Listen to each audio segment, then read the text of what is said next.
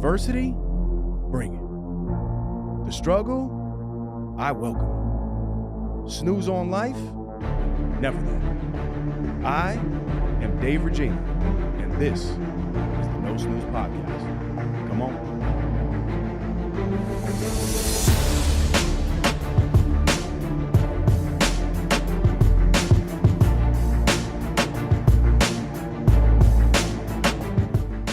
Welcome back, No Snooze Podcast, episode 191. As always, I'm in the booth with no other guest but the one and only, my brother, Claudio the Voice Valenzuela, and I am Dave the Body Regina. So we're doing a solo episode today, me and my brother CV. We're going to do a regular Q&A, which is something that we've kind of got away from just because we've had so many guests on, and I just want to say thank you to all the recent guests and thank you to the listeners for tuning in. We're really noticing a shift in numbers, shift in traction, positive momentum, and we really appreciate it. And it's really helping us grow the platform. So you continue to support us in any way possible. Shout out to Canvas Rebel for the feature. Canvas Rebel, just wrote a great article on actually our journey with No Snooze. So I gave some backstory. We'll throw some links in there for you guys to check that out, but just want to shout them out. And if you guys have any questions, you can always send them into nosnoozepodcast@gmail.com or on our Instagram page @NoSnoozePodcast. All right. And I try to answer all the questions that come in via DM, but there's some that I kind of leave because they're maybe better questions or they're going to require a little bit of a lengthier answer. That's something that I think it'd be good to answer on the podcast. So that's what we're going to do today. We're going to pick 3 or 4 of them depending on the timing, and we're just going to go from there. But want to shout out my brother, CV. He has been very transparent about just wanting to make positive changes in his own life, and he's been doing that. A very typical no snooze journey, if you will, and I think CV brings a very real approach to the mix. Some people look at me and they say that I'm the robot. So I have your robot voice if you want it. So, CV has always been a no snoozer in business and attacking everything in his personal life. But there's been some things that he's been wanting to get a grip on, specifically like health wise, and he's been doing that. So CV, I just want to shout you out for obviously your work thus far, and the journey is going to continue, my brother. Thank you, man. Thank you. I guess I got to put the camera on me, huh? That's right. Oh, man. This is definitely out of my comfort zone. I don't know how that looks. There you go. No, it looks perfect. No, thank you, man. I appreciate it. And yes, definitely going through some things. And this health thing, man, this is a tough one for me. It's a difficult one. So, we can get into it and ask away. Yeah, no. So, I mean, you've been seeing a health coach pretty much, right? Yes. And they put you on this routine. And I think this is, okay, so let me take it back to me before I go to CV. We had the episode with Jake Zemer, right? And Jake provided specifics about supplements in a way that I was kind of baffled. When I listened back to the episode, I literally wrote down the supplements that he was taking when he mentioned the top 3 supplements. And I think it was vitamin D, magnesium, and a fish oil, which 2 out of the 3 I was not taking at the time. Right. And I was feeling very lethargic. I noticed my back pain was really significant. It's something that I've always been talking to you about, right? Yeah. And I never associated it with really anything. Then after that episode, what I did was I Googled vitamin D. And do you know that there were 3 main things on there that I think people deal with on a regular basis, especially those who work in an office setting. Mm-hmm. And one was back pain when you're deficient in vitamin D. One was increased negative thoughts, depression, and anxiety. Yes. And the third one was lethargy, being lethargic. Right? It's a good word for you there, lethargy. I heard lethargic. The lethargy? Yeah. Is that how you pronounce it? I don't even know if that's accurate. Yeah. Somebody check us out. Somebody let us know. But the way I said it, Mike Pirelli would say, he said it with such confidence. It's all confidence. It's good. So those 3 things, man, again, I battle the negative thoughts just like anybody else. I wouldn't say that I was depressed or anything like that, but maybe those negative thoughts were because I was deficient in vitamin D. Now, I wanted to go get tested, but instead what I did, I was just like, let me just start taking vitamin D just to kind of see. But I also did run some tests at Elevate Med Spa. Shout out to Melissa and the team. And I'm still waiting on those results. But do you know that in 2 weeks of me taking vitamin D, I'm also taking the fish oil and the magnesium as well, my back pain has not, I don't want to say subsided, but has gotten significantly better. That's awesome. And my energy levels are absolutely way higher than they were. Do you know which of the things that you're taking is directly correlating with your back pain and your that kind of stuff? I think it's the vitamin D, bro. Vitamin D? That's what I'm saying. Yeah. So I'm curious to hear, like, when you went and got these tests, kind of how talk us through that. And I think this is something that everybody should become aware of, just where your regular day-to-day levels are on these vitamins and supplements that are available. A lot of people think, oh, I don't work out, I don't need a supplement. That's not true at all. Maybe you don't need to be slamming protein shakes and taking creatine all the time if you're not really working out. But something like a vitamin D, a magnesium, a fish oil, this stuff can really help the day to day. Yeah, no, I mean, it's crazy. It's that same episode for me. I think for both of us, we were here like light bulbs kind of all over the place. And no different than you. It resonated. And I think I sit behind the scenes and I have to listen to the episodes a bunch of times, not just once, not just twice. There's a whole bunch of them. His is the only one that I did for pleasure, 2 additional times, just to kind of like grasp the things that he was saying. Cause a lot of it was kind of like ringing like true. And, we've had a lot of guests that have spoken about this. So it wasn't like it was the first time. And you know how it is. I don't know what it is about that one specific person that hits you. And when it hits you, then it's like, aha, Yep. But yeah, so I was actually, when he was doing the episode, I had already booked my first thing with the health coach. That just kind of like reassured, okay, well, there's definitely something off. When I went back, because I took my blood, he put some probes on me and did some things, and he measured where my levels are at, like whatever was superficial without blood. And then about a week later, no, 2 weeks later, because he did put me on, I told you those amino acid things, the whatever. I'm not good on that. I'm not the big science by any means. And when I came back 2 weeks later, we went through my blood things, my blood chart. And there were some significant deficiencies in certain aspects of what's inside of me. I was happy to hear that a lot of what's going on in my body is pretty good. Like I know I've heard you talk about the magnesium a whole bunch. My magnesium was on point, which I was like, oh. Which makes sense because you also say that you sleep really well. I do. Yes. Yeah. I did like a rock, like a rock.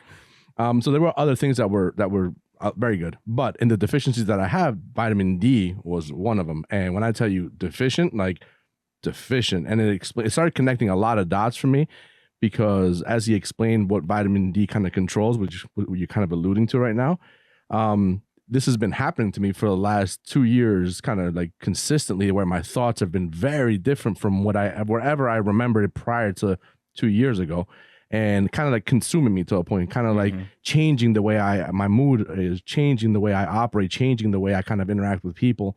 And to be honest, I guess ignorance is bliss at times, because you're like, oh, nothing's wrong, so you just don't go, and it's better to not know, and just, and it's an extremely dumb mentality to have. But I'll tell you, it's fear of going in, fear of knowing the truth was kind of what was hindering me from kind of taking that step. I'm glad for whatever reason that ceiling was broken and I was able to kind of go, because what I've been doing over the last couple of weeks has definitely changed. So vitamin D was one of them. The other one was zinc. My zinc extremely, extremely low. Vitamin B extremely, extremely low. Those are the 3 main things that he said are like critically low, which is alarming, because when you're at critical low, and something like zinc is one of those things that you can't just replenish and it stays up. Zinc is one of those that it's a tank. You have a reservoir, as he explained it to me, and I'm going to butcher this. So I'm hoping that he doesn't listen. So he's like, hey, you are wrong. It's like a reservoir, and that reservoir takes a long time to kind of fill up. So even though you're going to be packing in like these vitamins or whatever, it'll go up, but then eventually kind of levels back down. And every time it comes back down, it does have like an increment. So it does kind of grow. But he just told me basically you're probably going to be taking zinc probably for the rest of your life, just because it has to kind of build back up, Same thing with the vitamin D. Vitamin D is one of those that he's it'll go up, but again, it kind of regulates, You gotta and stay on then you got to stay kind of on it, right? And 3 of them were critically low. Yes. Yeah. So just to give you a point of reference, and not that I'm a scientist, because I'm not a scientist at all. And the one that resonated with me the most was the D, the vitamin D. Yo. Just because I connected the most dots with that one. When he started talking about like how my mood and how my thoughts and like those things, I'm on the kind of on the depression side of things, which for a moment, a couple of years ago, I definitely think I was there. Mm-hmm. And I feel so much better now. And even now, which is 2 years later, and I'm sure it's kind of gone up a little bit, you know, it's still terrible. I'm supposed to be at a 70.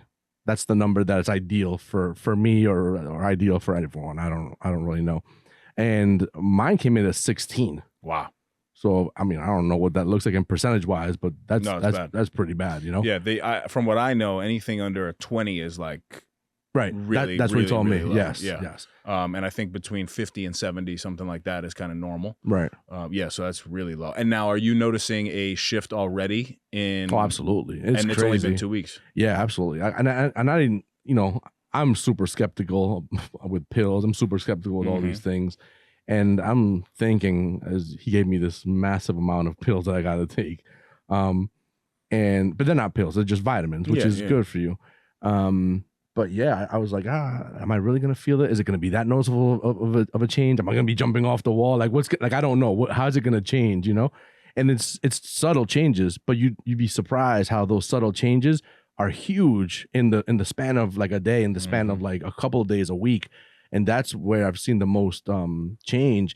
That for one, and these were not negative thoughts that I was having, but they were thoughts that definitely can lead down the path of negativity and just down the path of like kind of conflict in your mind that then kind of almost formulates ideas and thoughts to go into like negative areas. Whereas those have honestly kind of vanished. Like I don't even feel them anymore at all. Yeah, it's my normal self. Like I'll wake up, and whereas before I'll wake up and it'll be like, oh, I gotta do this, I gotta do that, and it's just kind of like that negative pattern or that like not positive pattern, I should say, because it wasn't totally negative. It's just kind of that pattern where now I wake up and it's like, okay, I gotta get my now, and this is the other part. I gotta get my workout in. I'm excited for my like I call it my cold shower therapy because I've also started doing some of this, which we'll talk in a minute. And all of these things kind of started around the same time, which is another thing that's kind of hard for me to quantify which of the things are most beneficial. And I think it's probably like accumulation of everything.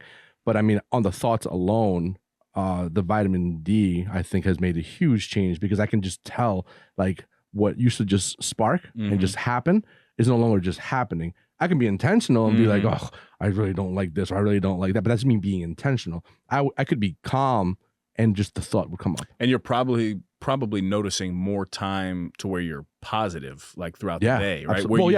Where hours will go by and you won't have the negative thought or something like that. Well, it's been days, honestly, and that's awesome. that's what's amazing. That you know, and again, it was very gradual. So I was trying to like be mindful of catching the changes. Yep. But you know, time passes and you kind of forget, and then I was like, I'm catching myself not doing X, Y, or Z.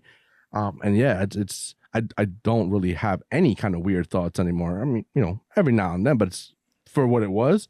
Like the whole day, if I'm not distracted, it could be like just ruminating, waiting for the opportunity of silence, and then boop. I think a lot of people can relate to this, to be honest with you. You know, and I can imagine. I mean, the science is crazy. Yeah. Well, but again, like now you have to be, if this is you and you're, you know, in your car, you're on the treadmill, or you just listen to us wherever, and you're one of these people that are having these negative thoughts throughout the day, get your simple blood samples. Like, absolutely. Just go to the doctor and do it, regardless of how you look, how you feel. It's something that you need to do. And it could be something like vitamin D that's just a simple fix. You go and you spend $15 on a bottle of vitamin D, and in 2 weeks, you shift. Yeah.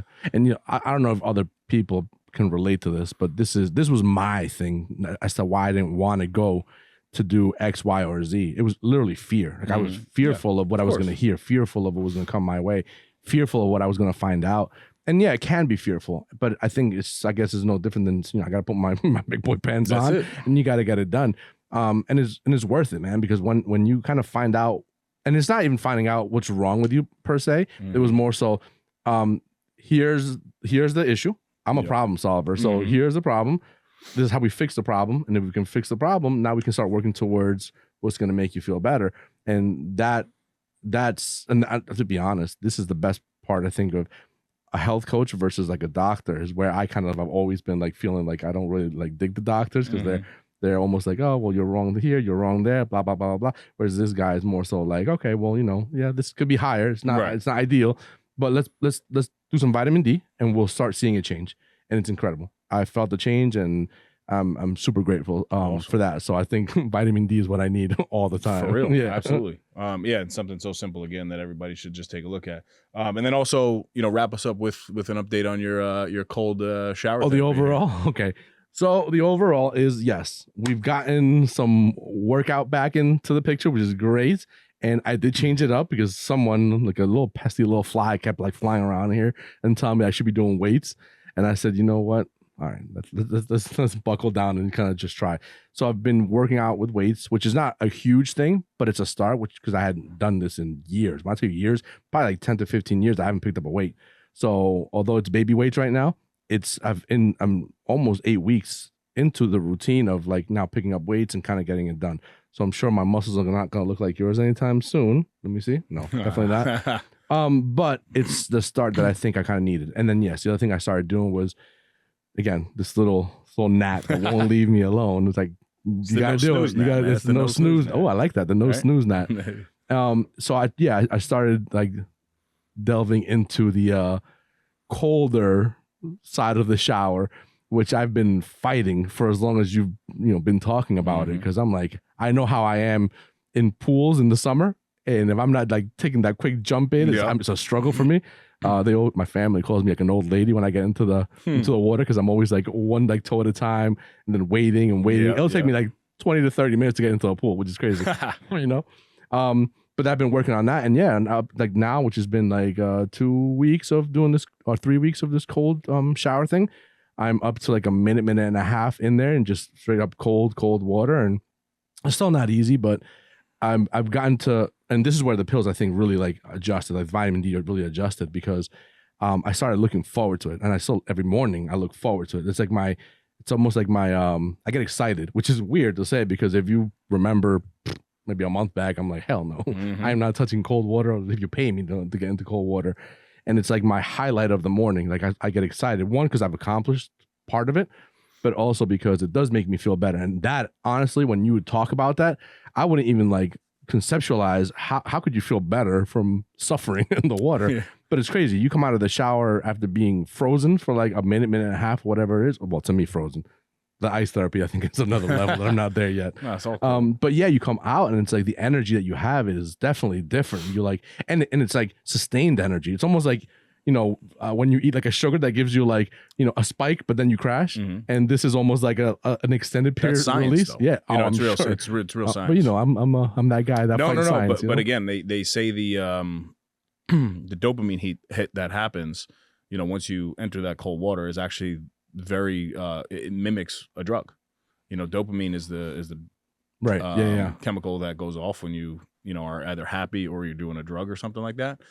So it gives you that dopamine hit, which is it's cool, man. It's cool. And I think honestly, this is the part that I can't stand, because it's gonna be, oh, Dave, you're right again. I think Mike used to say this. Mike, you're right again. Or Dave, you're right again. It's I'm feeling, because now the minute and a half, I can tell it's getting easier. Yep. The first like 20, 30 seconds when I'm trying to catch my breath and whatever, that's the toughest. But then after that, I'm just chilling. I'm just kind of waiting for the time to kind of pass so I can get out. So it's like, whereas in the beginning, I started with 10 seconds, by the way, and all of 10 seconds big time struggle, where now I don't really struggle. I struggle in the first like 20 seconds or so. Once I catch my breath, then I'm just chilling for the rest of the minute and a half. And it's almost like I'm not getting the same hit, if that makes any sense, of what I did in the beginning. So it almost sounds like I'm needing the next level. Yep. So I don't know. I really do think that this ice bath is going to be more of a reality than I ever thought there was going to be. I thought I was never going to be able to get used to this, and I'm being very surprised in how my body's kind of adjusting to it, and And the better part is how my mind is really adjusting to it. Like I look forward to it. I want it. And then I go the rest of the day like feeling like good, you know? Mm-hmm. And like I said, it lasts a lot longer. So it's just good stuff, man. And I can see you rejoicing. Let me put the camera on you. No. Listen, you've been man, telling this to me. Woo, how many years? I know. Well, so I think this is a good example, though. Like, you had all the knowledge that you needed. There was nothing that you didn't hear already, right? That you like either needed to learn. Like sometimes and I think there's a question about this today, actually, that we're going to talk more about. But like sometimes we just consume. You got to the point, dude, you've been hearing this for 4 years, 5 years, working with me for 10 years. Like, you know what I mean? Right. You just have to do. Well, I think. And you did. And now you're doing. And now you're getting the benefits. Right. I think, listen, you're absolutely right. I think one thing that is that's a hurdle that needs to be overcome. And I think that's for everybody. Stubbornness. Because I think, you would tell me like, just action. Why don't you just do it? Why don't you just do it? Why don't you just do it? You're right. Why don't I just do it? I know what I got to do. I know it's going to be good for me. I know, but I don't. And it's stubbornness, pure stubbornness. So I'm going to flip this back to you. I'm going to ask you a question. How do you get out of your stubborn moments? How do I get out of my stubborn moments? Man. Everyone has stubborn moments. Yeah, I mean, well, I think, again, I've mastered... And don't relate it to like... I've mastered the health side of things, right? Yeah. So like, I'm not going to relate it there because like, I'm able to battle that pretty well. But again, I think it's the... In your life, where are you the most stubborn? In relationships, for sure. Absolutely. So 100%. How do you battle when you are being stubborn? Even though, because I know now, I mean, the more time we spend together, and it's been years now, the more I've gotten to know how you kind of think and how you operate behind the scenes. And, when you get to a stubborn moment, how do you battle through that stubbornness, and how do you come back around to then do what you know that you've kind of thought about? You know, it's right. You know, it should be different. You know, it should maybe approach differently. Yeah, no, it's a very good question. I think it comes down to the realization of what's really going on, right? Like, and I've become, and again, it's because I work on myself, professionally, where I had to get to a point to where I had a real awareness of myself and an awareness of my actions. For a very long time, I felt the stubbornness was cool. I wanted to operate the way Dave Virginia wanted to operate. I didn't really care what anybody else was kind of thinking. It was about me. But then when you know that and you see I'm getting feedback that obviously my relationships aren't the best. And I always had really strong relationships, but the intimate relationships is what I'm kind of talking about, right? Like personally in my intimate relationships, I was never really somebody who could really understand compassion and empathy. That's where I was my most stubborn. But now even through therapy over the years, I'm not obligated in that moment to go against my natural thoughts. You don't have to do that. But what I am obligated to do is to not disrespect anybody in that moment. And now that because I'm aware of it, I can actually take some time, cool off, because it's what my body, how I need to operate. And then it's my responsibility and due diligence to come back to the center and pull that person back in to say, hey, listen, now we can talk about this. And I'm assuming you hold yourself accountable in that moment. Yeah. Yeah, but it starts with the awareness of like, do you actually care what is going on in your life? Because if you don't, then you're just going to continue to be really stubborn. And I was like that for a really long time. Do you feel how do you, like if you had to grade your stubbornness, your reaction to stubbornness, what grade would you give yourself? And if you want, you can give me your grade. How stubborn am I grade? No. A 10. Your Absolutely. No, your ability to combat it and kind of come back from it. And you can give me 2 grades. I want a grade for like maybe 2-3 years ago and maybe like today. Yeah. So that way we can show a little bit of progress. Yeah. I mean, 2 years ago, I think is when I had like my biggest, kind of realization of all this. So I would say at that time, I was still like 4 years into therapy. So I was still much higher. I used to be a 0, bro. Like no joke. I used to be a 0, not 2 years ago, but prior to, let's say 6 years ago, I was a 0, literally. It was just my way or the highway. That was it. Right. 2 years ago, I would say that I got to like a 4 or 5 and now I'm like a 7.5. Okay. And it's because I'm a stubborn individual. I'm very stubborn. 100%. Well, I think any person has any kind of success. I know everyone puts the stubborn title as a negative thing, but I would love to hear any successful person in anything that is not stubborn. Right. You're stubborn. You're great because you are stubborn. Because if you just took the first L and were like, yeah, I'm out. Yeah. You wouldn't be successful. So I think stubbornness, as much of a bad quality it is, I think it's a great quality too that makes people great as well, Yes. but it can be, You have to be conscious of it, right? Yeah, Like man. You're hitting it on the head, because everybody that I study specifically is extremely stubborn. And anybody that I know successfully in my life is stubborn as well. But you have to be conscious of what you're being stubborn about, and you have to learn how to compartmentalize things. And just because you're stubborn in one aspect of your life doesn't mean you have to be stubborn. And now my goal is to become the least stubborn in my relationships. yeah, that's tough, That's man. the goal. I want to. But I'm extremely stubborn too, and I but want to learn I'm that. just doing it. I'm doing it one day at a time, know? man. Like I'm not really looking to, down the line like that. Like my next opportunity to handle a situation, I handle it, and I'm doing that very well. So like I'm waiting for these moments, and I hope they don't happen. Like I'm in a great relationship now, very healthy, but like it's not perfect, right? Like we bicker here and there, just like everybody else, and you have your little disagreements. When those little disagreements happen, I now look at that as my opportunity to raise my score, right? To level up in my stubbornness. And again, like if you were to talk to her, she'd be like, yeah, he's stubborn as hell, but also at the end of our conversations, I always make sure to get feedback. And this is now when we're both like cooled off and but I always make sure to get the feedback because it's something that I'm really conscious of working on. And so far, it's been great feedback. It's been like, yeah, you could have went this way, but you chose to go that way. But I do know myself, and I'm not very good in the moment, because I could do that, blah, like I diarrhea of the mouth, and you just don't need to do that. I heard a really, really good analogy actually through Katie. She was like, something in this relationship that I want to be really conscious of, and this was from the beginning. She's like, is the words, is the daggers, right? And I said, well, like words don't really mean much to me. It's kind of the way I grew up. I could curse somebody out, somebody curse me out, and I could love you and have dinner with you. Like, I don't really care. She's like, no, it's kind of like the toothpaste analogy, where you squeeze toothpaste out of a toothpaste, what is it, packet?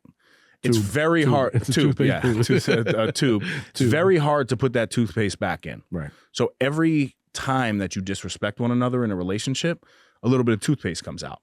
And now I think about that, and I'm very conscious of it, because I don't want that toothpaste to come out. Like now my goal is to make sure that toothpaste stays in that tube. Right. And I think it's a great analogy, because everybody knows how annoying it is at the end of that toothpaste tube, where you're trying to put that on your toothbrush. Is very, very hard. Right. And I think that relates back to even me, losing my previous relationship and being in that situation, to where I knew when I was at the end, happened to be a beautiful outcome and everybody's safe and healthy and respectful and kind, that's great. But when you're going through that moment, you do not want to get to that place in your relationship where there's no toothpaste left in the tube. Yeah, no. Yeah. I'm gonna hit you with some gold nuggets right here. You ready for this? Mm-hmm. My new name. I'm gonna proclaim myself. The golden nugget? No, definitely not. The big gadget. The big gadget. And you'll understand why after I tell you. Do you know that they make a slider? No. Oh yeah, they do make those. Yeah. Do you know that they make toothpaste tubes that open up in the back end so you can put the toothpaste in? Hey. Wow. Tell that to Katie. That's fine. Yeah. So there is a way that we can put this toothpaste back in the tube. Take that out. That's not good. That's hilarious. But I'm the big gadget from now on. I like that. No, man, that's good. I like that question. Are you looking to elevate your brand with captivating visuals and immersive sound? Look no further than the home of the No Snooze podcast, Kayi Visions Productions, your go-to destination for cutting-edge audio and video production. At Kayi Visions, we don't just create content, we create experiences that leave a lasting impact.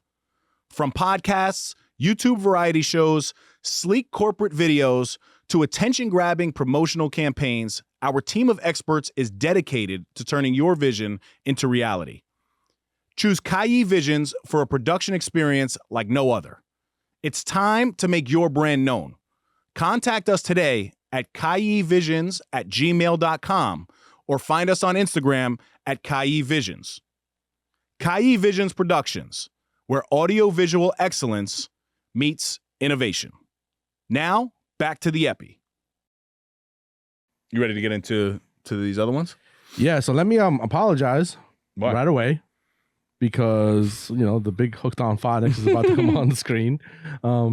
This is not my thing. So here we go. You ready? Yeah. Okay. All right. I'm nervous now. I'm currently in the process of hiring someone for my construction business to take over the day-to-day so I can begin to scale my catering company I started last year. For you, what are the top leadership qualities you look for in people who work for you? Well, first, I always tell my team, you don't work for me, you work with me. Right? So it's just a little verbiage switch right there. Good question, because you've already built the construction business. Now you want to scale your catering company. So you're looking for a leader to take over your day-to-day is kind of what I'm hearing. I think the first thing that's the most important thing in leadership is the ability to communicate clearly and concisely. That's much different than just communication, right? Anybody can communicate.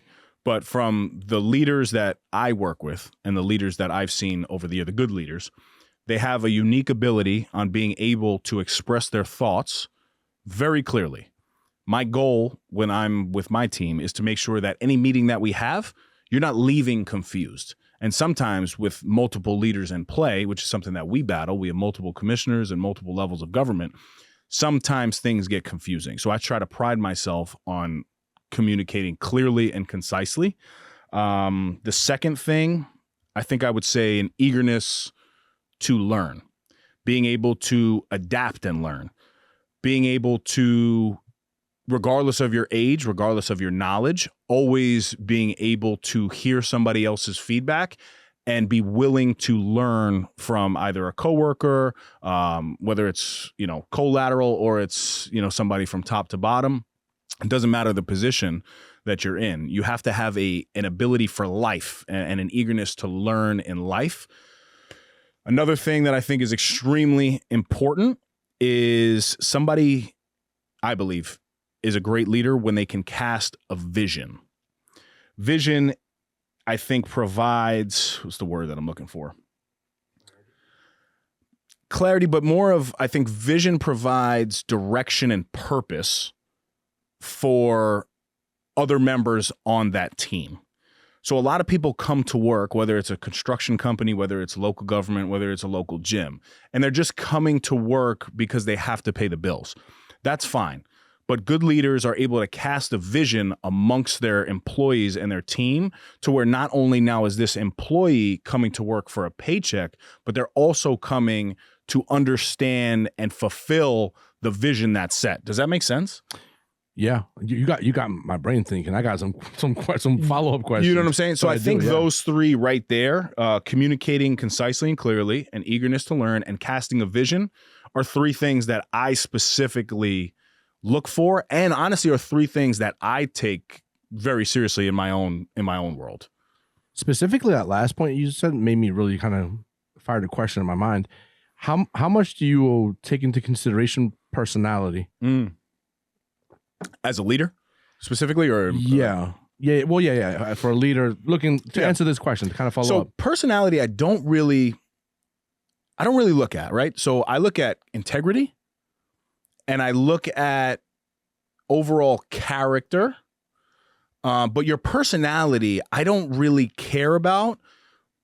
But one thing that I need to be clear, if I'm hiring a leader or anybody really in our industry specifically, you need to be able to deal with people, right? Like you can't be in a position of leadership and not have a personality trait to where you're dealing with people. So on the side, on one side, I really don't care about like your personal likes and your personal interests or what you get into on. Well, I didn't mean it like that. Personality can manifest itself in different ways, right? Yeah. So for instance, in this, I'm going to this example, and I don't know who this is or whatever, but in identifying a leader, especially if you use kind of the things that when I agree 100% with the quality traits that you're looking for. Yeah.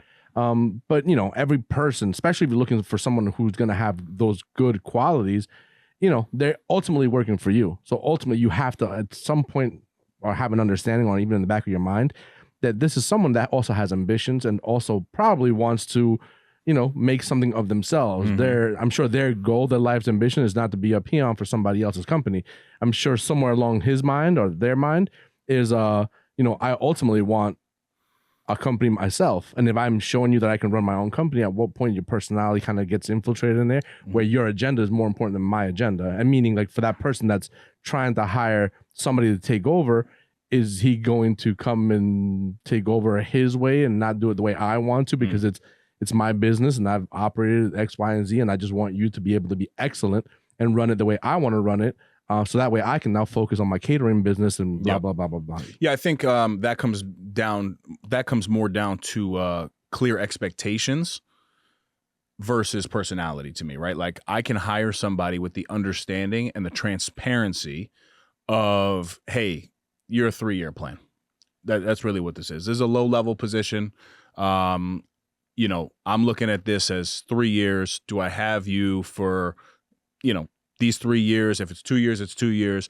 But I do need you to do certain things my way, but also as a leader, I need to be able to understand maybe your creativity and where you can create things and where I can learn from you.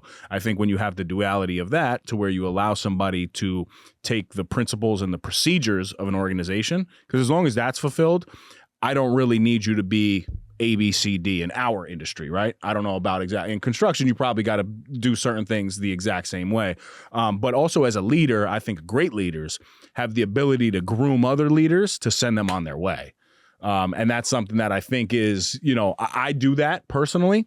I want to see everybody. I don't want to see you in the same position in 5 years. I really don't, because then that's kind of I look at it as a reflection of me. Yeah, this is a tough scenario because I mean I get how you're answering to, because it's speaking more directly to kind of the line that we're in. But if this is your personal company and you've probably put in work over years, probably decades, to get the company to the level that you are comfortable with, and it's making money and it's truly putting you in a happy place to the point and comfortable place to the point that you can actually now kind of branch off and start another company. I don't think that, and this is where my thought process may be wrong. I wouldn't want somebody to come in while I'm trying to focus all of my energy in a new company to come and start disrupting a company that's been working and operating well. Because I doubt he would be making a side move if this is not operating 100%. Well. You know what I mean? But also, I think there's context that's left out of this. Like, we don't know. I think for this person, like if you're gonna take somebody and teach them the day-to-day, you have to make sure that you're actually spending time with them. That might be a year that you're spending time with this person before you can actually send them on their way. Because if they need to learn day-to-day operations, I think there's a lot of context that's no, I agree. Awesome question though. Yeah, that's a good one. All right, let's go. How was my reading for the first That was good, question? man. That was awesome. Okay, I'm working on it. Number 2, I was having this debate in my college classroom and it sparked some really great thoughts and conversation amongst the students. What's more important, taking time to learn or gaining experience? That's a good one. Taking the time to learn or gaining experience. Okay. That's wild. That's a very It is. So I'm going to answer it very politically here at first. I think it's both, but I personally believe that experience holds more weight than learning. And here's why.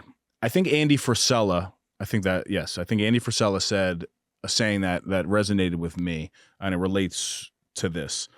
Opportunities are not given. Opportunities are taken.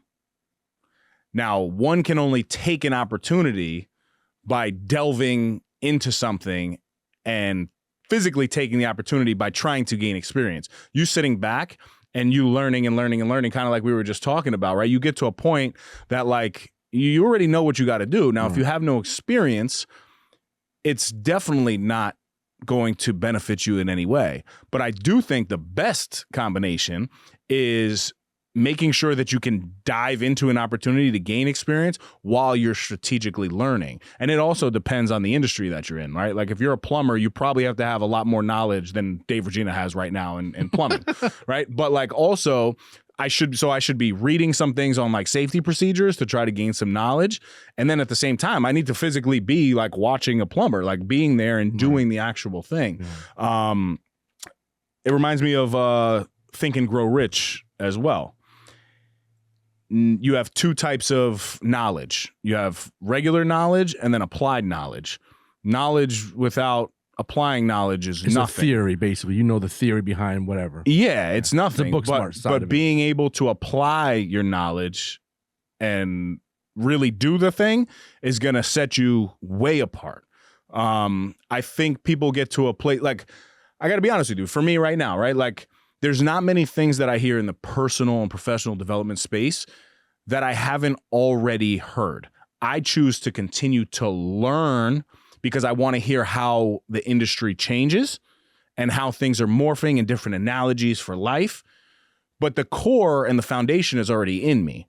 I'm just trying to practice my skill, but making sure that I'm taking action on my life, right? So when I take action on my life and I'm still learning a little bit, listening to my podcast, whether it's Ed Milet, Joel Osteen every day, the two, that's where you're deadly. Because now over time, dude, just the other day, I felt like the man and I did nothing but listen to things.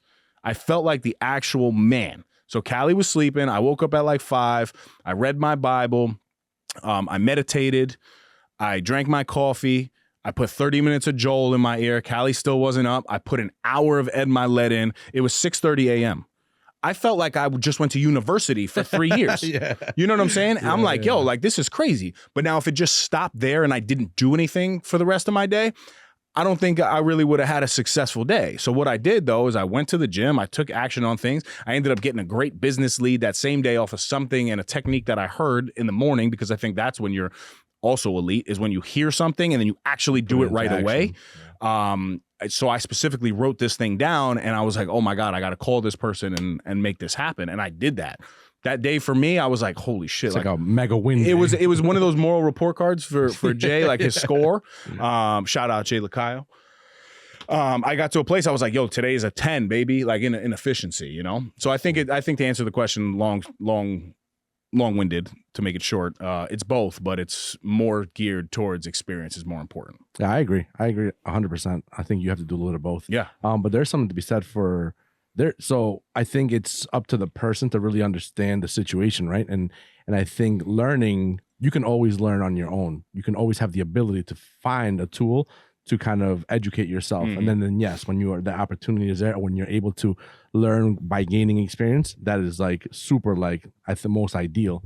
But there are people out there in industries that are not willing to bring somebody on, pay them, have them go through the steps, gain experience when they don't know anything. There's people that learn and then come see me. Right. Because I'm not trying to teach you from zero. I want to teach you from like 50%. I want to make sure that on the knowledge side of things, you're fully there. And then, yes, then in the experience, then I want you to learn different things.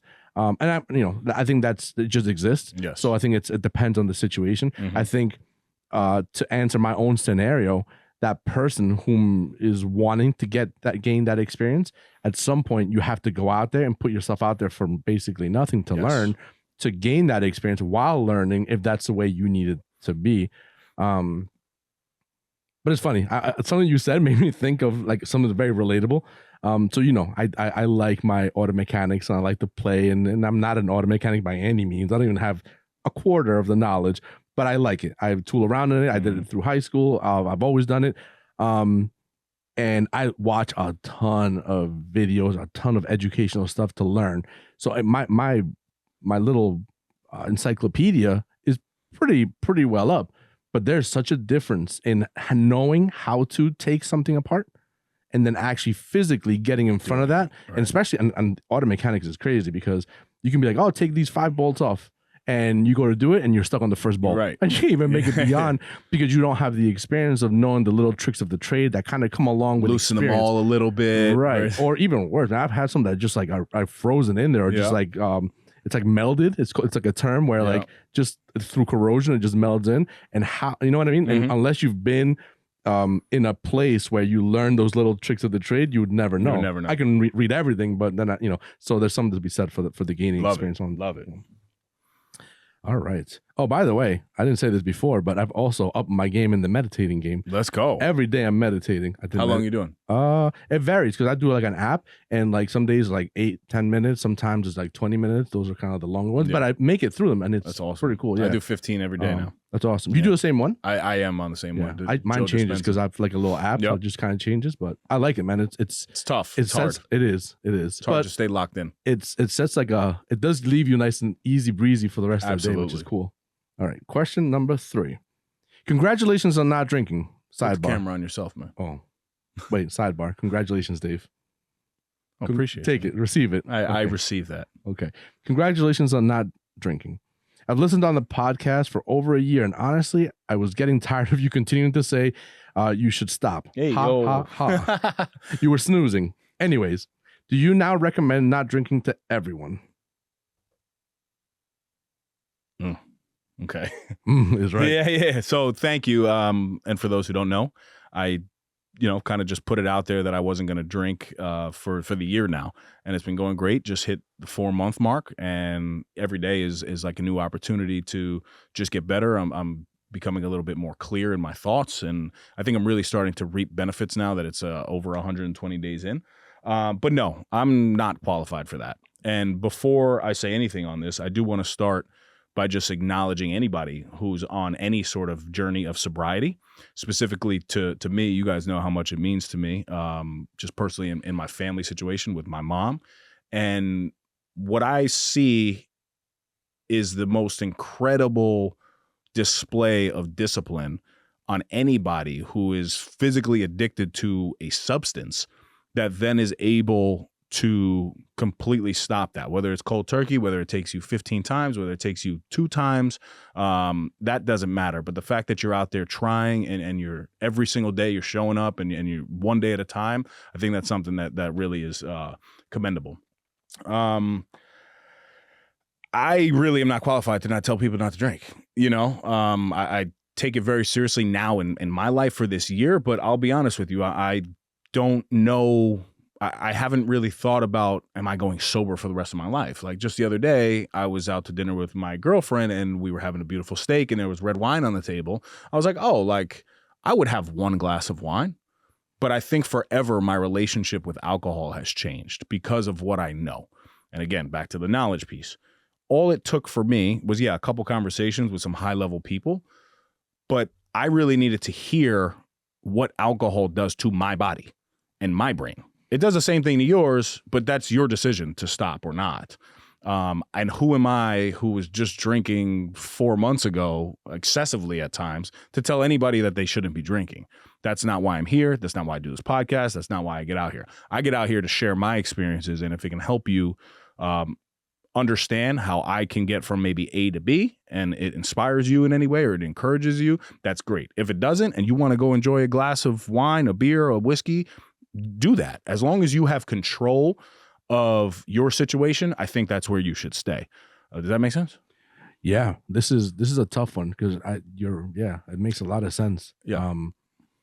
This is a tough one because as you're talking this out, I told you it's not. Get on the camera, baby. As you're talking this out, in my mind, there's parts of me that get rigid on certain things. It's ironic that I'm using that word. And my immediate thought is like, if you're somebody that struggles with addiction of any kind or alcohol or you can't stop or you enjoy it too much, I think it would be a very good idea to probably stop. Because a lot of people want to stop, but they can't. Well, that's another point because I'm So blessed addiction, that I don't have that. Right. That but let me that's just crazy. and people who are addicted understand this, and this is something I did not understand because I'm not addicted. Addiction is a disease. Nobody chooses to be addicted, right? And that's a powerful statement. Like, think about that. Like, my mom always used to say, she's like, "You think I want to be like this?" But now my body relies on this, and it becomes an infectious disease where your whole body, the second you wake up, you need that to survive. When the doctors were telling us to take, somebody in my family off of X, Y, and Z, it was like, don't do it cold turkey because the person is going to die. So you get to a level of like, it sounds good to stop. Yeah. But anybody would stop if they could just stop. That's why I said what I said. That display of discipline, fuck all this other shit out here. That's is crazy. No joke. Because that's your body subconsciously demanding on you something that you can't really control. Correct. Yeah. That's wild. Yeah. That's wild. But no, I never want this. And I think that's a great question that you asked, and I appreciate it. I will never, I don't care if I'm 15 years sober, I'm not going to tell anybody not to drink. Like, that's just not that's not my thing. It's not why I'm doing this. That's a good one. Got me thinking. Question number 4. Put the camera on you, my brother. Trying to get away with it. I know. Man. Trying to get away with it. How is the Whole30 challenge going? I tried it for 2 days and then I gave up. Ditto. I'd really like to complete it, but I want to hear more, or if you're feeling any different or not. This is a interesting one. 2 days. You're soft. Well, can I speak to that a little bit? Because this is a more so than a challenge that makes you like be disciplined, which I think is what you probably embrace the most. Yeah. It's a very inconvenient also thing, because it's not like it's easy. Yes, I'm going to mean. It's a very inconvenient thing, especially like where we live, where we are. Everything tends to like almost like break the rules. So unless you go live in a farm where everything is coming from like right there, you know what I mean? Right. Yeah. So it's a little bit, because I looked into it. I know that we were trying to do it as a collective. I want to do it. I'm trying to do it. And the majority of what I consume is actually okay. But then there's like that one little off thing that throws you off. And can you go find a replacement? You can, but you're having to shift so much of what you're doing. Like, like a creamer, for instance. Oh, like, like a milk, it's. Well, I sent you that clip on like creamers, right? And I was somebody. Oh yeah. Loved, by the way, I've been wanting to change. Oh, and that's probably going to change 100%. once these are done. But this is the thing, right? Like once you know that stuff, it's really hard for you not to. I should play that clip. At that point, you're just being negligent. Yeah. Yeah. Well, let me just play this clip. And again, this is everybody loves coffee creamers, right? Like if you want, I can put it on the. I was a fiend for the coconut cream. I loved it, and I've always been able to drink my coffee black too. But I did like my latte. So this is actually the food babe. Don't exactly know too much about her, but what she spits when I wake up in the morning, I want to to feel my best, and that's why it kills me to see so many people consume coffee creamers first thing in the morning. It makes my head want to explode. There's an ingredient in coffee creamers that's going to make you feel awful. It's going to make you feel bloated, constipated. It's going to make you want to unzip your pants and just stay in your stretchy pants all day long. And that ingredient is gums. And that comes in the form of several different types of ingredients on the label. Locust bean gum, gellan gum, xanthan gum, cellulose gum. Any of these type of gums that are added to your food is causing a disruption in your microbiome. It's actually added to food to suspend the molecules in that product and thicken that product and make sure that product does not separate. Feel it, 'cause it's like, and what do you think happens to your gut when you consume those type of liquids? It's hard to break down. It causes disruption. You don't want to be consuming these types of ingredients. Andy? Yeah, so like you guys just heard on that clip, these gums are something that like we're not taught about this in school. There's nothing in our education system that really talks about this stuff in terms of the ingredient list that we're on. So this Whole30, I will say this, I think it's phenomenal to do.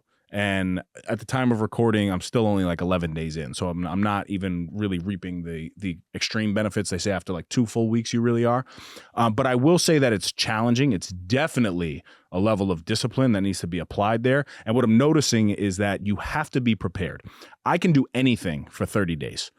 30 days to me is not hard. I've eaten 5 to 6 eggs for 17 years now. So 30 days, I can do anything. So what I've had to do is really plan my meals. I ate the same breakfast, the same lunch, and the same dinner. Then throughout the day, I made sure that I went to Trader Joe's and I bought pistachios, cashews, cantaloupe, watermelon, and mango slices that I have available to me. Now I know if it's not that, I just can't eat it, right? Period. So for 30 days, that's cool. The goal of this for anybody really isn't to lose weight. The goal of Whole30 is to identify intolerances for food groups. So by cutting out all dairies, by cutting out all legumes, by cutting out the predominant thing of carbs, you can have potatoes and sweet potatoes, which is good. And that's really actually been a big help for me. Just feeling getting that little feeling that you desire. But I also will say this, because you're so conscious of filling up on the protein. We've heard this on the podcast through our guests before, but it really satiates you, meaning that you're going to be full longer versus when you're just sitting there eating a plate of pasta. I'm hungry again in 30 minutes. Like, I feel so full in that moment, but the way that it digests, it's crazy. Now, I will also say this. I was walking through the grocery store. We as Americans, we do not make it easy.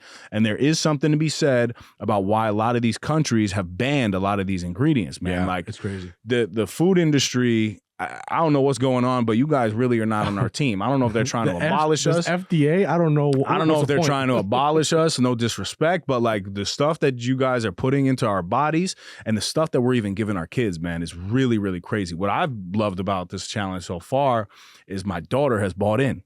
She's a snacker, man, but she enjoys being a child. She enjoys going to McDonald's, but she's really created a really good foundation of, like, she loves her steak and salad. And now, she kept making fun of me because I take my camera out and I'm like, all right, guys, there's a Whole30, blah, blah, blah.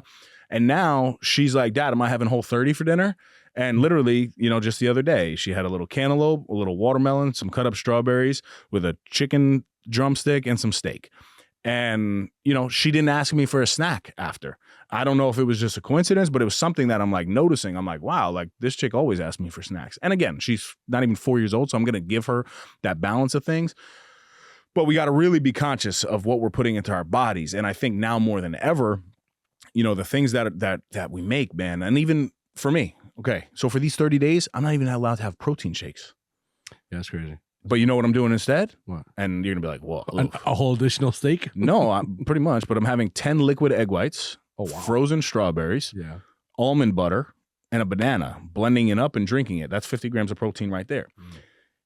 I'm getting my 50 grams of protein in, but I'm not putting all of that other nonsense into my body. Yeah. So for 30 days, I want to see how I feel. I think it's a great discipline challenge for people. And I will say this, within the first week, you're going to see what you cut out in your life and how you actually are supposed to feel. That's something that Sean and I have been talking about too. You know what I'm thinking? I think you probably feel the most, growth probably the day that you end and the day that the first day of the normal. Going back. Yeah. Because the gradual feeling will probably be, good, but it'll be gradual. So you won't really feel it. But when that day comes that you're done and now you're going to have your first whatever it is that you didn't have before. And that's probably when you're going to feel. So the real Whole30 is supposed to have an integration period too. After you finish your 30 days, you're supposed to slowly integrate the other food groups in one at a time to see the intolerance. So as soon as I have my coffee creamer and my dairy, am I noticing right away? Because you're going to notice it because you've been off of it for 30 days. Is it the protein shakes that I'm drinking that's making me feel this way? And a lot of people, what I didn't realize, I thought, gut and bowel the gut issues. Health is crazy. I thought it was only an issue if you're going to the bathroom. Yeah. There's there's a couple people specifically close to me, my family and close circle. They have the complete opposite. They're like, I don't go to the bathroom. So constipation and not being able to go to the bathroom and just feeling that bloat is the same sort of bad gut health, just on a different scale. Like for different people, it works differently. For me, I'm in the bathroom all day long, right? With the Crohn's disease. But for somebody else, they might not be able to go to the bathroom for 4 days. It's the same thing. It's just, it has a different effect on each individual. I think the challenge itself, though, man, it's really eye-opening to America. And I think this is one that I would encourage everybody to try. You don't have to do 30 days. Like, try a week. Even a week is hard. Oh, a day is hard. I got to be honest with you, because when you start really looking, and this is the other thing, man, I told you this too. I went to CVS. And I like wanted to be cheap, so I bought like the CVS brand of like whole natural cashews. Sure enough, I get back to my desk, and on the back it has peanut oil in it. You can't have peanut oils. You can't have seed oils. So we're saying that it's whole natural cashews, but it's not. Yeah, so you got to go to Trader Joe's and get like the whole natural, and then look at the back and see the ingredient list and just see that it's whole cashews, because they have it, but it's like not. You have to be intentional to turn it over, to look, because you think you're eating whole cashews. How scary and how effed up is that? It's bad. That you go into a store and it says all natural, organic, and then you really look. It's bad, man. And these seed oils are something that are like canola oil, any sort of seed, sunflower seed oil, palm oil. Any of these oils, man, are doing that same thing as those gums are doing to our gut health. It's horrible, horrible stuff. And this is the other thing about Whole30. Do you really know if you eat out, if you're sticking to Whole30? I had to go to Little Bagel Oven, right? Shout out Bagel Oven. The mommies over there with the bachata, they go crazy in there. I had to ask them, I said, guys, can you put olive oil, cook with olive oil with my eggs? And they go, oh, $1 extra. No problem, baby. I'm going to pay it. But, that's canola oil that we're throwing in. So if I just go in with no level of like knowledge behind this, I'm like, hey, can I have my 5 eggs, avocado, and my tomato? You're still dousing it with canola oil. Yeah. But that's what I was saying. This is a challenge that's extremely inconvenient, especially where we are, especially where we live. Everything that we consume, even just by off chance, is going to have something bad and so difficult. I have a question for you, though. Actually, it's a two-part question.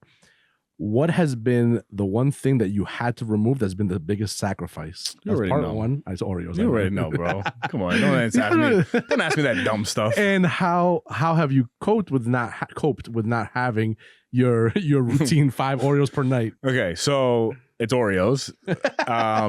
And the way that I cope is I don't buy them. And Callie asked me the other day, Daddy, buy Oreos. I'm like, yeah, okay, you about to eat this watermelon, girl, because I'm not having this in my house right now. Like, I'll buy you another snack that I'm not addicted to, but like, I love Oreos. And that just happens to be my thing. And I can, there's been times like when I was working with Ambrosio, I would have 1 Oreo a night. You know what I mean? But then there are times that Dave can sit down and wait, polish how can you sleeve. have 1? I can. That's what I'm saying though. That's like crazy. I look at it as like a challenge. Just like, 1? Yeah, just 1. I'd rather have 0. But Oreos for me are 1 biters. Right. Who are you talking to? Callie had these little cupcakes. They're called 2-bite cupcakes. Yeah. Dude, these things are this big, and I'm just like 2 bites for it's like a 2. swallow, yeah. I mean, like, it's crazy. But no, so the way that I cope is like, again, I'm doing this for 30 days, man. Like, if I want to be out here talking, preaching to some about like being disciplined and stuff like that, if I can't have Oreos for 30 days, like, am I really qualified to even be here? This is how I view things in my life, right? Like, I have to be able to lead and live the way that I'm talking. So if I can't have if I can't be strong enough to have Oreos for freaking 30 days, I'm soft. That's me. Do you want to get your proud moment in? Am I proud? You're about to get proud. Let's go. I hope so. Maybe not. So you constantly joke with me, especially in the office. My drawer, there's cookies in there, and I've told you flat out that at night I get my pack of cookies. Yep. So I think since the last time you actually joked on it, and which was right before, I think you had just started this trend. I stopped. No more cookies, no more snacks. And I told you my eating is fairly regular. Yes, so you actually eat well. I will say that. But I stopped the cookies and this and stuff. So a couple of things that I noticed. Number one, my cravings for it, although they were harsh in the very beginning, I don't even care for them anymore. And I had a huge test this past weekend. Because this past weekend, both my father and Catherine, my wife, opened up some chips, some cookies. They're in front of me. Do you want one? Oh, just one? No. And I said, no. And when I tell you in front of me, like they're eating as close than you and I are. Yeah. For the sound of people. And I was like, no, I'm good. I don't want it. And I didn't have it. And that's been 2 weeks now that I've had no cookies, no chips, nothing that's other than so that's what I'm saying. I'm not doing the whole 30. It's really awesome. But my eating, like I'm getting eggs in the morning and getting. You know what I noticed about you? You're and it works for you. So don't ever change this, obviously. But it does. We're different in this sense. I cold plunge, go all in, right? I cold shower, I gun it. You are one, and I think this is very relatable to people. You are one that likes to put their toes in first. Like, so instead of you committing fully to Whole30, what you're doing is you're slowly taking away things, getting comfortable to then you're basically doing Whole30 anyway. Yeah. Whereas my approach now, because of where I'm at, right? And that's probably why I'm able to just gun it and go and use my discipline as like my crutch. But I think your approach, man, I love it. I think it's awesome. What it does for me, it's like the little wins that you've always talked about.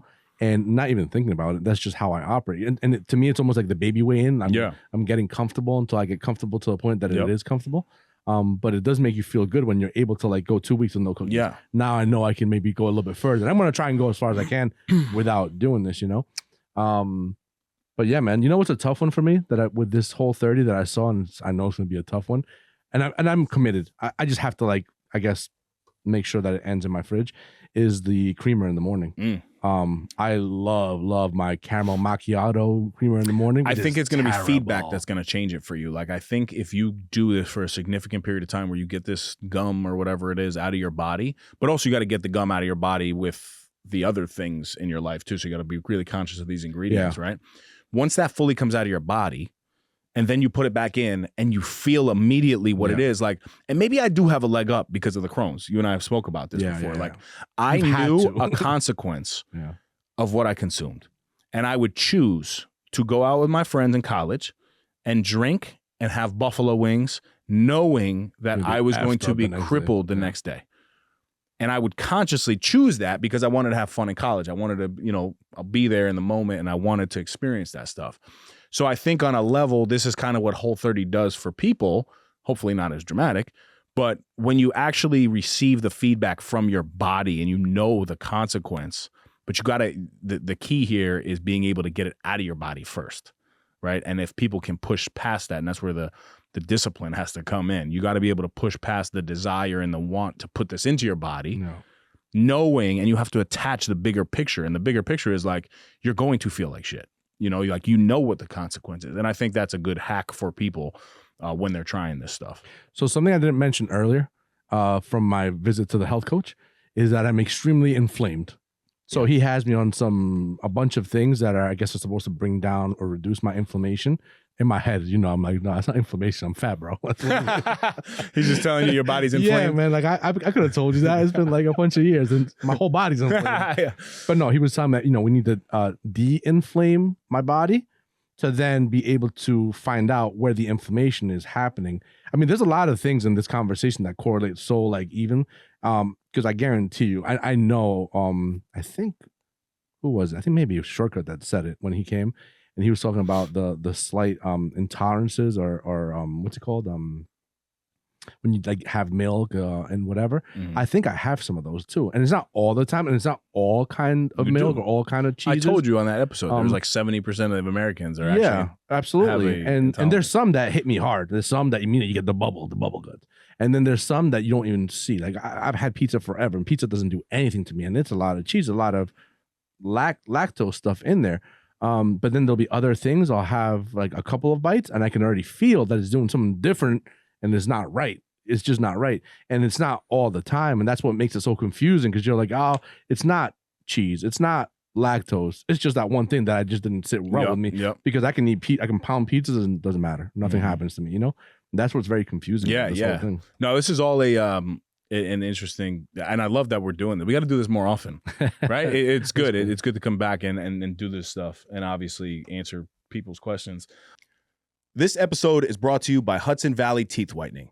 Hudson Valley Teeth Whitening is an experienced teeth whitening salon where you can get up to 7 shades lighter with just a 60 or 90-minute session in a professional and relaxing setting.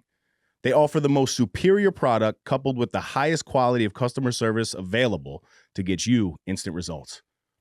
Whether you have an important event to attend, such as a wedding, birthday, anniversary, interview, or you are just unhappy with the color of your teeth, this LED light technology helps whiten your teeth fast and easy. At Hudson Valley Teeth Whitening, they understand how important your smile is to you. And speaking from personal experience, you'll be guided by highly efficient staff in a relaxing environment to reach your desired shade. Let them know you're a friend of Dave's from the No Snooze podcast and connect with them at HudsonValleyTeethWhitening.com or on Instagram at HV Teeth Whitening. Now, back to the epi. It seems like you're correlating now more than ever with how health relates back to life in general. Because so many people think like, oh, just because I don't look XYZ doesn't mean that I can't be the best here. No one's saying that, but the healthier you are personally, the healthier you're going to be professionally. Even with like the thoughts and stuff and being a proper supplementation, like you can see now how it correlates, right? And I'm not looking for you're right situation. That's not at all what I'm looking for, but because you're doing the work. This is not me doing it. You're actually doing it. So kudos to you for doing it, and anybody out there that's actually taking action on their life. But once you get to that point, you're like, How could I not do this? Yeah. And that was like the alcohol for me. You know, I'm listening to the shit. And I'm like, just do it now. Like, just stop drinking, because you know that alcohol is poison and you're putting that poison into your body. And also cognitively, I want to be at the best of my game. So how the hell am I putting this in my body right now? Just it didn't make sense for what I'm trying to do in my life. Yeah. But no, man, good. I want to tell you something. Good. There's something like here's like a full circle moment, right? Camera on you. I don't want to. Okay. There's a full circle moment. I think a lot of the positive stuff that's kind of been happening with me. Yes, I did choose to make some change. I did choose to kind of start different things, but that I'm still stuck on this vitamin D thing, man. I'm so stuck in this, how my mood is different, and it allows me to be open to want to do more things. And then the full circle moment is that, like, understanding that it is important to get yourself checked out, and it is important for you to make sure that your levels are right, because that's something that we don't really control. Like, we control how much crap we eat, we control how much we don't work out, we control those kind of things. But when it comes to like things that are innate to our body, natural to our body, I mean, the whole East Coast is deficient in D for whatever reason, just because of the sun, right? Especially Northeast, because we get our my winters. Vitamin D is about to go through the roof on that lake, baby. Summertime, You know? fine. And that's what's like incredible. Like, and that's not something that I did on purpose. I didn't purposely like take away my vitamin D. My just vitamin D just gradually goes off. With age, it also depletes. So, and it's a huge game changer when you start getting your levels right, because it allows you to think to be better, to do better, to want to do different things for yourself. So just wanted to give you that. Yeah, no, man, fire. Moment. Listen, Camera's on me for the very last time. Peace out. Let's get it. No, it won't be the last time. I appreciate you, CV. You know, more than you know. I'm hard on you because I love you, because I want you to win in your life, right? Like, we win in other ways in our life, and like, you have a very successful marriage, and like, you have beautiful things, and a great house, and a great job, and like, all the things are great, but like, you can't be your best if you're not taking care of the machine properly, you know? And I'm just so happy for you. Thank you, man. Likewise. Seriously. And I mean that, man. And thank you for everything that you do. And just so you know, I love you too, because I would not be putting up with all this freaking shit. I will say, so you are by far the most stubborn human being. I've never met somebody who can be doing this with me, specifically listening to me for 5+ years and still not doing some of the things. But we addressed it. Stubbornness is a virtue. Yo, so we crazy, just need to, it's no I tell kids this all the time. You can, your energy can be for good or for evil. You need to make it for good. Right. So my stubbornness, please, my man, start focusing. I need a special shout out to Catherine, Cat the Great, for dealing with this human being for so long. Cut out because my man is the most stubborn ever, but he's coming around, so that's awesome. Guys, just want to say thank you for submitting these questions. As always, you can submit your questions, like I said in the beginning, at No Snooze Podcast on Instagram, or nosnoozepodcast@gmail.com. If you find this engaging, if you find value here, if you like CV's testimonial, share this show. We appreciate everything that you guys are doing to continue to help us grow. You can shop the latest merch at nosnoozeshop.com. And until next time, stop snoozing. Get up and get after it. Now I need Whole30 to end so I can have a whole pizza out here, okay? Because this is, you were talking about pizza, bro. I gotta go. Let's go. I gotta go. Thank you guys for tuning in. That's another epi in the books. You can follow us on Instagram at No Snooze Podcast and leave us a 5-star review wherever you listen to us. Subscribe to our YouTube channel, No Snooze. Shop the latest merch at nosnoozeshop.com. Come on.